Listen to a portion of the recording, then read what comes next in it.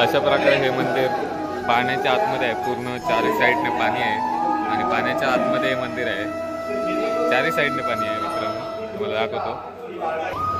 नमस्कार मित्रांनो, मी समीर नलावडे आपल्या सर्वांचं पुन्हा एकदा माझ्या YouTube channel mister Sameer Nalawade ती सहर्ष स्वागत करतो. आणि मी आज आलो आहे ते इथे श्रीदेवी सातेरी मंदिर, आपलं बेळवसचं जे सातेरी मंदिर आहे त्या सातेरी मंदिरामध्ये आलो आहे.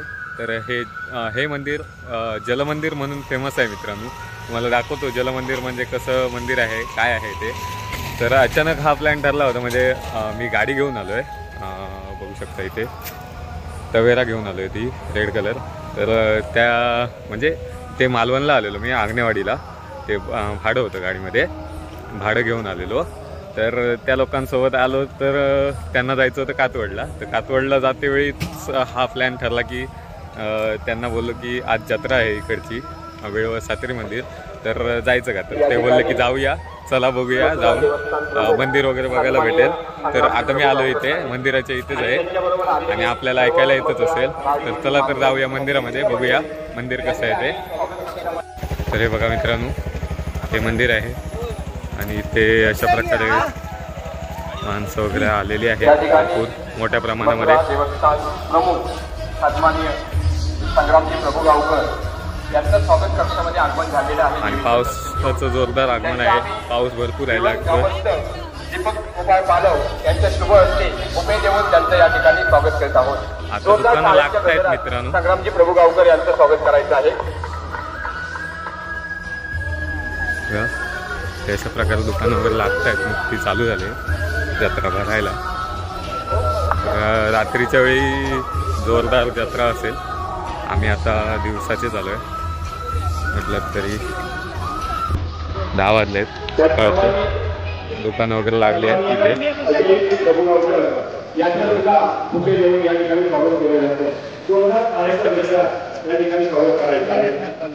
तरी बघा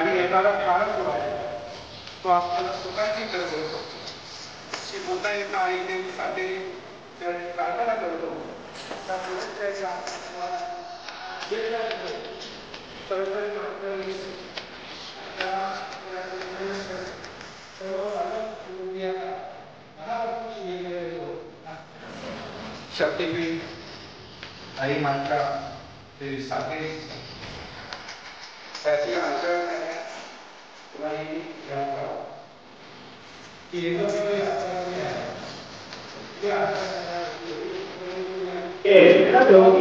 हे बघा मित्रांनो, या साईडला देखील पाणी आहे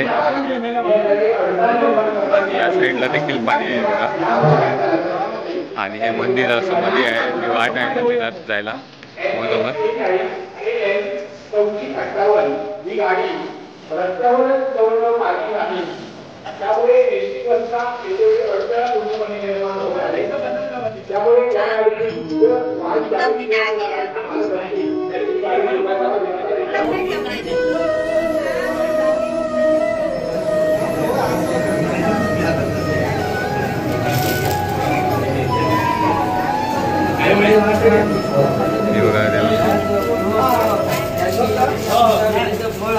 सातेरी देवीची मूर्ती आहे.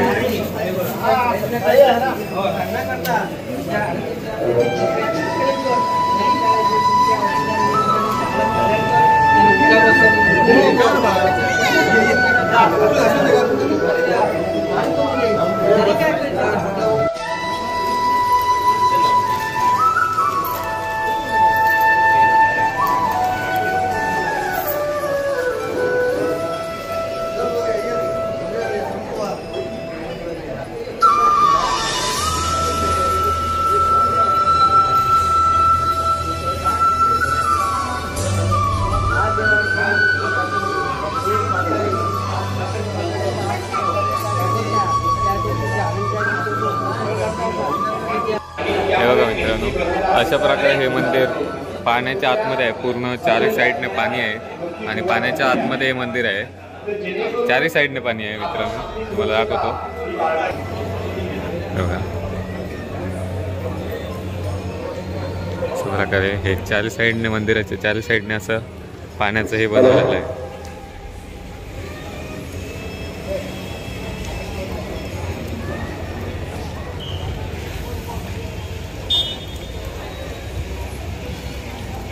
हा मंदिराचा मागच्या बाजूचा सीन आहे. गार्डन वगैरे बनवलेलं आहे अशा प्रकारे. हे बघा हा उजव्या साईडला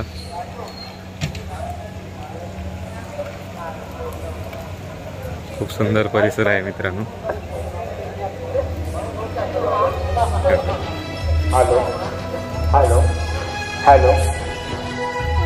या ठिकाणी अजूनही मंदिराच्या परिसरात जवळ जो रस्ता आहे त्या रस्त्यावर कारण नसताना जर वाहने उभी असतील तर ती वाहने ताबडतोब बाजूला करायची आहे.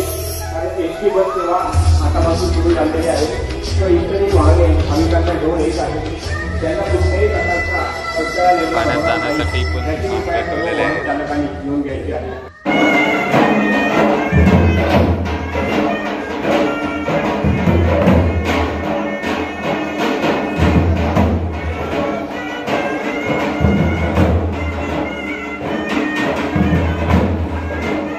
सुंदरपैकी अशा प्रकारे बांधण्यात आलं आहे.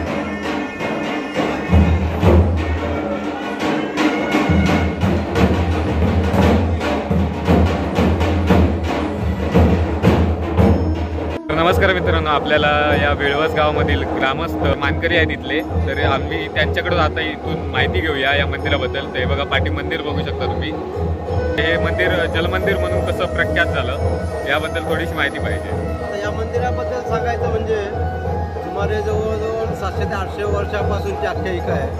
तर आमच्या माहितीप्रमाणे आणि जी पूर्वपार जे आपल्याला वाडवडिलांनी जी माहिती दिलेली आहे त्यानुसार या मंदिराची माहिती म्हणजे अशी आहे की पूर्वी या ठिकाणी मोठं असं तळं होतं आणि तळ्याच्या मध्यभागी एक मोठं वारूळ होतं आणि या गावचे जे शेतकरी वगैरे जे होते ते आपली गुरं घेऊन या ठिकाणी चारण्यासाठी येत होते. तर एक दिवशी काहीतरी बैलांची झुंज वगैरे लागली आणि त्या झुंजीच्या याने त्या वारुळाला काहीतरी धक्का लागला आणि त्या वारुळातून रक्त वगैरे येऊ लागलं अशी आख्यायिका आहे. मग असं का झालं, मग त्या ग्रामस्थांच्या स्वप्नात येऊन दृष्टांत देवीने दिला की या ठिकाणी मी वास्तव्याला आहे आणि या ठिकाणी माझं मंदिर बांध. मग गावातल्या लोकांनी एकत्र येऊन या ठिकाणी असं भव्य असं एक मंदिर बांधलेलं आहे. जो बाजूला त्याच्या पाणी आहे अशी एक आख्यायिका या मंदिराबद्दल आहे. मंदिर जे आहे हे संपूर्ण मुसुरे गावाचं मूळ माया आदिदेवता आणि पहिला मान जो आहे तो या देवीचा आहे. या देवीपासून संपूर्ण मुसुरे गावाचं देवस्थान, त्यामुळे या देवीला पहिल्या मानाची पण देवी असं म्हटलं जातं. पहिला मान या देवीचा असं म्हटलं. बरोबर. तर इथून आंगणेवाडी मंदिर आपलं थोड्याच अंतरावर आहे आणि आजूबाजूला इथे काही म्हणजे तुम्ही एक मार्ग वगैरे सांगू शकता की लोक कशा प्रकारे इथे येऊ शकतात या मंदिरामध्ये, मार्ग वगैरे यायचं झालं तर मालून आडोली मार्गे जो बेळणार रस्ता आहे त्या रस्त्यावरून महानच्या पुढे आल्यानंतर कुंभतिट्टा म्हणजे धाकूधाम म्हणून एक बस स्टॉप आहे. त्या बस स्टॉपवरून खाली रस्ता आलेला आहे. 2 किलोमीटर साधारण अंतर होईल. तसंच इकडे बागासच्या बाजूने यायला झालं तर आमची ग्रामपंचायतची इमारत आहे. त्या ठिकाणी टेलिफोन एक्सचेंज आहे आणि त्या ठिकाणी सुद्धा येणारा रस्ता हा मंदिरापर्यंत येतो. त्या दोन्ही रस्त्याने मंदिरापर्यंत येऊ शकतात माणसं. तर या मंदिरामध्ये वर्षभर आणखीन काय काय उत्सव वगैरे साजरे केले जातात? साधारणतः या मंदिरामध्ये आमच्या देवदिवाळीपासून उत्सवाला सुरुवात होते. बरोबर. देवदिवाळीला या ठिकाणी जो आमचा खळकर पालट्याला असतो, कुलकर पालट्याला असतो, याच्या पालट्याला सुरुवात होते देवदिवाळीपासून. बरोबर. आणि तिथून त्यानंतर एक तिसऱ्या दिवशी देवदिवाळीच्या गाव पळण असते. संपूर्ण गाव पलीकडे माळगाव म्हणून जो गाव आहे त्या गावामध्ये जाऊन 5 दिवस वस्ती केली जाते. 5व्या दिवशी देवीचा हुकूम मिळाल्यानंतर देवीला कौल लावून देवीचा हुकूम मिळाला तर पुन्हा गावात एंट्री होते आणि 5 दिवसाची गाव पण होते. त्याच्यानंतर या ठिकाणी गोंधळाचा उत्सव होतो. गोंधळ उत्सव होतो. वैकुंठ चतुर्दशी दिवशी या देवीची एक कार्तिकी चतुर्थीचा उत्सव होता आणि त्या उत्सवाला सकाळपासूनच असा संपूर्ण गर्दी वगैरे असते. बरोबर. रात्री दशावतारी नाटक वगैरे असतो. हो. तो एक मोठा उत्सव असतो या ठिकाणी. आजचे कार्यक्रम अजून काय काय आहेत आता? आजचा कार्यक्रम हा सकाळपासून देवीला नीळ चढवला जातो. बरोबर. देवीला नीळ चढवल्यानंतर देवीला वस्त्रालंकार चढवून हां. त्याची मूर्ती प्रतिष्ठापित केली जाते. हां. आणि त्याच्यानंतर मानाप्रमाणे देवीचे ओट्या भरल्या जातात. ओके. दुपारी संपूर्ण रेवत गावातील प्रत्येक घरातून बरोबर. महानैवेद्याचं ताट देवीला मानवलं जातं. हां. आणि दिवसभर लोकांचे जे काय नवस असतील, गाराणी असतील, बरं. त्याचे नवस करणं, नवस फेडणं ह्या गोष्टी चालू असतात.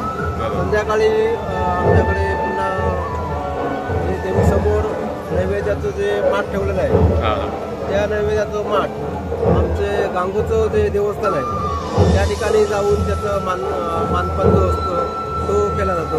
बरोबर. आणि रात्री संध्याकाळी पुन्हा जे महाप्रसादी ताटं आहेत ती पुन्हा देवीसमोर त्याचा नैवेद्य ठेवून प्रत्येकाच्या घरी पुन्हा ती दिली जातात. ओके.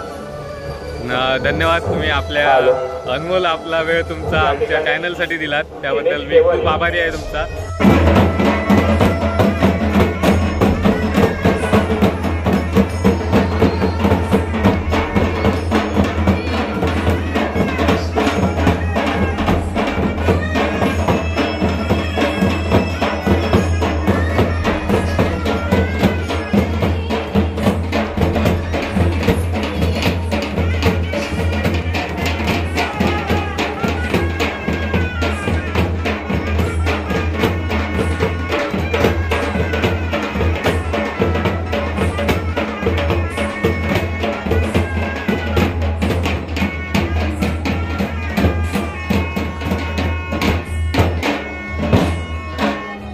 हे मुंबईवरून आलेले खास तर देवीच्या दर्शनासाठी आम्ही गेलेलो आग्नेवाडीला. तर आता हे बघा यांच्यासोबत सर्वांसोबत तर ही आहे गणपत काकांची बहीण, म्हणजे आमच्या शेजारचे गणपत काका आहेत मोडक, गणपत मोडक त्यांची बहीण आहे. आणि या सर्वजणी मैत्रिणी आहेत त्यांच्या. तर यांच्यासोबत आलोय फिरायला. तर त्यांची नावं सांगतो तुम्हाला. या ठिकाणी मंदिराच्या सभामंडपात आणि मंदिराच्या बाजूला या ठिकाणी प्रसाद वाटपाचं काम चालू आहे.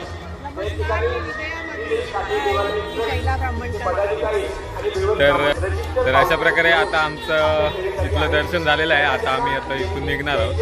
तर चला तर भेटूया पुढच्या व्हिडिओमध्ये. हा व्हिडिओ इथेच संपवतोय. जर व्हिडिओ आवडला तर